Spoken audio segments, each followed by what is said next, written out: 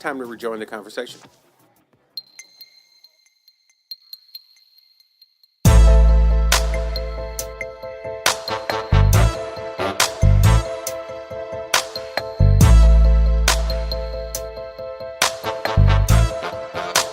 And we are back, and okay, here we go. Party politics. So, today, there was some significant stuff happening, but I'm going to save that for next show because I think there will be some significant things to add to it. So I don't want to start talking yet about any of that. But I decided today that we're going to play a little bit of revisionist history. So, what if you can remove one president and give his term to his predecessor? So, some fluke that a president got to stay longer than his 2 terms. And so, with that, what does that change? So I just thought that would be funny and interesting, and I wish we could say Mr. Whenever he's here.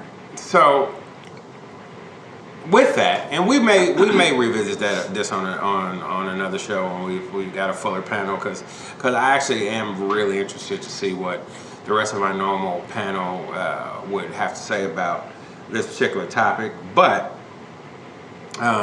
for today, you'll get myself and the anonymous females take on that, and with that, anonymous female. So you're saying give it to like their immediate predecessor, like yes, get rid of Trump and give it back to Obama? If that is who you would choose. Well, I probably don't. I mean, other than Bush and Clinton, I probably, like I definitely wouldn't give it back to Reagan. Right. As we all know, last few years of his presidency wasn't really making the decisions. Yeah, true. Very true.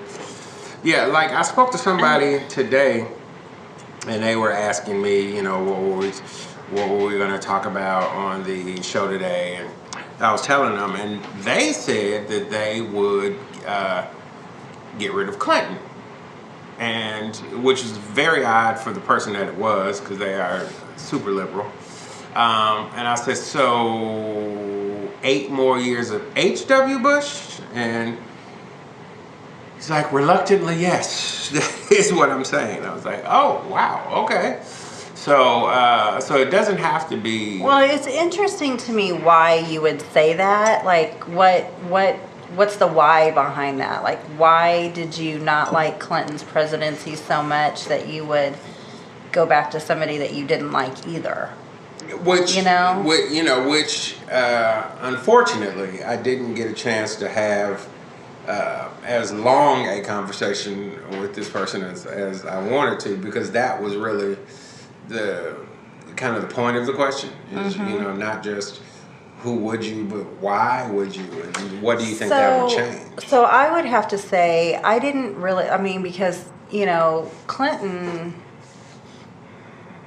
was really my first voting, really my first real vote, right? Yeah. Mm-hmm. So I can't really say that I paid a lot of attention to politics before then. Okay. Like I preach that to my kids, and I think that's more because I know that how important it is to understand what the political parties stand for or don't, where my views are compared to what their platform is. Mm-hmm. So I really can't go back any further than that. Right. And I don't know that I don't think Bush was a bad president, mm-hmm. but I don't know that I would take Clinton away from that. I think, and I'm sure people on the panel would disagree with that, but I would definitely have to say, just with with the current climate in the United States, I would definitely have to say I would rethink Trump. And it's more because of, you know, we've talked about it several times, and it's as divisive as, divided as the country got, or we saw when Obama became president. I mean, you really saw things that I truly, in my heart, thought we were past as a society. And very quickly realized we were not. And I think that as bad as that was, it's 10 times worse now, because you really truly have, and I'm not talking about just Trump supporters, I'm talking about our society in general. At what point it became okay to just hurt people for no reason. You know, you can't have a real conversation with people anymore. Right. And I truly, and I know Chris Hardcore would disagree with this, but I truly lay that at Trump's feet, because he's an overgrown child who can never let a single slight go. And we preach and teach our children to ignore, and you know what to ignore and what not to, and it's almost like nobody ever taught him that. Right. So I just don't see where this will ever be a good presidency. So I would definitely have to say, and I really truly try. You know, we had that conversation. It was like, we really don't know what kind of a president he's going to be. You know, maybe he will be different, and it just over and over and over again. I just get proved wrong. So for me, it would definitely be Trump. Okay. Yeah, you know, and I really thought about that, and my knee-jerk reaction was the same. Mm-hmm. But I really thought about it, and for all of the flaws of his presidency, you're gonna say Bush. I'm gonna remove W and give 8 more years to Clinton. to William Jefferson Clinton. You know, and the reason is, when Clinton left office, you know, we had a governmental surplus, and we weren't in the wars that we wound up in under, which of course some of that had to do with 9/11, but I'm pressed to believe that our country may not be on as bad a financial footing. I don't know. Well, because even if 9/11 happened, I don't see Clinton handling the resulting wars the same way. Well, I don't think he would have went to battle or whatever. I'm not even, people may disagree with this. It's not even the 9/11 or the resulting wars, because I think people forget that too. It wasn't just one. We've had 3? Yeah. Going into 4. Yeah. Different countries that we've been at war with. I mean, those are separate wars. Mm-hmm. You know, it's more of and I, if I'm remembering this right, it was, you know, and I understand that, you know, the housing situation and all of that really started before Clinton, but wasn't it one of the laws that were put in place during his presidency that really put us on the horrible path of the 2008 market crash? I'm not 100% sure if that stuff that happened some of that happened under Clinton, but I think some of it were regulation rollbacks that happened under Reagan. Yeah, but yes, but it wasn't it. I want to say it was under Clinton. Maybe it was under Bush. That it had to do with you have to. Basically, it was like fair lending or whatever. You have to lend to so many minorities or so many. You know, it has to be a diverse. Like I can't remember if that was Clinton or Bush that happened under. But I mean, either way, there you can pick out pieces of every presidency that were great and that were horrible. And I get we haven't even had a year yet of this president, but we are now in October. So we've had 10 months, and I mean what's happened? Other than we have learned creative ways to call people names. Very true. You know, I mean, I will say that's the one, I guess, kind of blessing of this administration is that as many Congress people and senators are behind him, there's enough that aren't. That we haven't really gotten anything really done. I mean, there's been a lot of executive orders, and we've talked about that on the show before. But, you know, executive orders, God bless, are easily rolled back with the next administration. So I'm really hoping that all of the regulation rollbacks that he did as executive order, you know, can be changed, and, you know, this ship can be reasonably easily righted. But I am curious to see how society would be different. Like, so if the next 8 years wound up with Clinton, you know, do we wind up with a Republican in office? You know, do we wind up with W? You know, or somebody like him?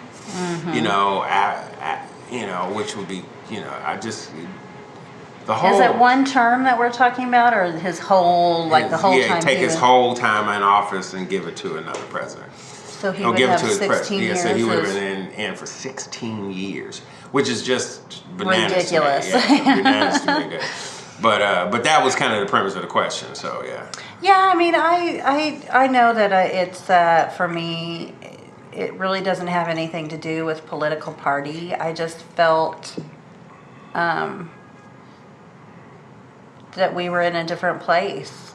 I mean, even the last 3 presidents, you know, and kind of, you know, Bush did the best he could with the information that they gave him. And I think that's something that you have to remember with every president. They make decisions based on the intelligence that's given to them. They're not always in the room hearing it firsthand. Right. Everything they get is secondhand information. This is true. You know, and they take that and they listen to their advisors, and, you know, and I'd be curious to know, a little bit off topic, but I'd be curious to know how many times they went against what their advisors said to them. Actually, you know, versus, you know, every one of them. Absolutely. You know, kind of back to that whole, you know, how many executive orders were yeah, you know, right. And how many of them were actually involved legislation and weren't, you will have this meeting, or, you know, right. we are going to replace the China, or, you know, whatever. Right, exactly. I would be curious to see how many times, I would really be curious to see how many times Trump has listened to his advisors. Yeah. On truly important things. Yeah. Yeah, I would be curious for that one myself. I don't know. I thought it was an interesting question, and, you know, everybody out there in podcast land, and you can take it back as far as you want. We're particularly talking about our generation. Yeah, presidents that we've had the opportunity to be under the administration and vote for. But I mean, if you go back further in history, you know, would you remove FDR JK or FDR or LBJ or Lincoln. Like who would you remove and leave their predecessor for the duration of the term that they spent in office? Well, and just imagine what that would mean, because I'm sure there probably are people that would have removed Lincoln and just, and I think a lot of people forget that he was a Republican. Yeah. It's not. I mean, I think Republican at that time meant something different. But well, I do know, and it shows in history that Republicans back in his time were Democrats. Like their party politics have completely flopped. Right. And what Democrats believe now, or in more recent history, are what Republicans believed back in his time, and right. vice versa. Exactly. So yes, but still, and that's kind of an interesting thing too. Like, when did those party politics change? Well, I really do believe that most of that really did change in the 60s, when Lyndon Johnson said, we've lost the South vote. I think it was before then. I really do. I think that's a whole nother podcast, though. Yeah. Because I think you get people on that panel that really know more about political history. Yeah, no more. But that would be an interesting topic to talk about, is just party lines and how they flipped and blurred and divided and come and gone. Like we have the Green Party now. We didn't have that before. When? Yeah. This cycle maybe. Yeah. Last cycle maybe. It's been 2 or 3 cycles, but they haven't gotten. But you look at the liberal, like at the time, like Ross Perot was really the first real, as far as I can remember, independent candidate that really truly had a run. Yeah. And that was because he was independently wealthy. Yeah, so, right. And HW famously still hates his guts. Well, Because he's like, that's the reason I lost. But you know what? As we've talked before, and again, it's for a historical, political podcast, it was never meant to be a 2-party system. Even when the Declaration was signed, there were more than 2 parties. Oh, yeah. And if people don't believe that, they need to go back and look at what that each signing person, what party they were affiliated with. Yeah, you had the Whig Party. You had a bunch of parties back then. And somehow it's all come down to Democrats and Republicans. Mm-hmm. And again, when did that happen? When did all of that morph into a 2-party system? Yeah. And why? Yeah. Actually, really good questions. Really good questions. And not for us to solve on today's podcast. No. Or ever, really. Yeah. But we may revisit those, because that's actually interesting questions. And either way, I think we'll be right back. Hey, you having a good time? Let me introduce you to a couple of my media brothers. First, www.americathemixtape.com, a cipher on American politics, society, and culture. And where'd I get that mixtape? Of course, www.cornerbodega.us, purveyors of urban culture. Come on, let's get back to the party. And we are back, and before we get out of here, let's talk about today's sugar, honey, iced tea. And for those of you that don't know, these are things that I or a member of the panel find that are really cool, aka the shit. And today's sugar, honey, iced tea is road trips. And the anonymous female just had a road trip with a bunch of female friends, and maybe you can tell us why road trips are the shit. So, a group of girls, there were 5 of us, went to Oklahoma, to Pawhuska, Oklahoma. And we went, it was kind of just a sporadic, hey, I want to go to see the Pioneer Woman, who started out as a blogger she did cooking blog. And the Food Network found her, and she has, for several years now, had a TV show on the Food Network. And, you know, her family owns a ranch, a cattle ranch, down in Pawhuska, Oklahoma. And so we decided we were going to take a day trip, and we went down there and saw her store, and we didn't eat in her restaurant because it was a 2-hour wait. But 2 hours? Yeah. And one person had to stand in line.